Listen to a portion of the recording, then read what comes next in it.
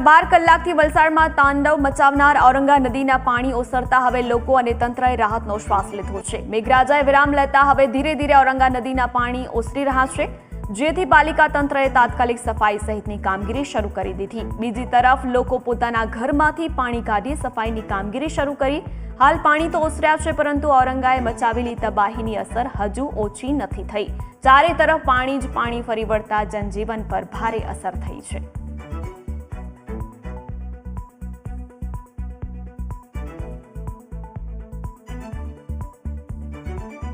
વલસાડ જિલ્લામાં 2 દિવસથી સતત અવિરત વરસાદ વરસી રહ્યો છે, ત્યારે ઉપરવાસમાં પડેલા વરસાદને લઈને ઔરંગા નદી ગઈકાલે મોડી સાંજથી જ ભયજનક સપાટી વટાવી ચૂકી હતી।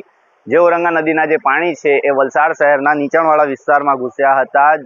જો કે હાલ વરસાદ જે છે એને વિરામ લીધો છે અને ઉપરવાસમાં જે વરસાદ છે એ હાલ ધીરો થતાની સાથે જ વલસાડ જિલ્લાનું જે વહીવટીતંત્ર છે તેઓએ રાહતનો શ્વાસ લીધો છે, પરંતુ ઔરંગા નદીનો જે જળસ્તર છે એ હાલ વલસાડ શહેરના જે નીચાણવાળા વિસ્તાર છે એટલે કે બંદર રોડ અને આ જે સામેની ભાગ પર જે લીલાપોર જે વિસ્તાર આવેલો છે તે આ રસ્તો જે છે બંદર રોડ તેના ઉપર પાણી ભરાઈ ગયા છે। જે આ રસ્તો છે નદીના પાણી જે છે રસ્તાના ઉપર આવી ચૂક્યા છે। જો કે ગત મોડી સાંજથી જ આ રસ્તો જે છે એ બંધ કરી દેવામાં આવ્યો હતો। નદીના જે પાણી છે એ રસ્તા ઉપર ચડી જતાની સાથે જ આ રસ્તો બંધ કરી દેવામાં આવ્યો હતો। તો સાથે જ નજીકમાં આવેલું જે ભાગડાખુદ ગામ છે એ ભાગડાખુદ ગામ પણ સંપર્ક વિહોણું ગઈકાલ સાંજથી થયું છે, જેના લઈને ત્યાંના જે લોકો છે તેઓને જમવાનું પણ સુદ્ધા મળ્યું નથી। તો આ જે નદીના અંદર જે પ્રમાણે રેલિંગના ઉપર કચરો જોવા મળી રહ્યો છે એ કચરો રેલિંગ પર આવીને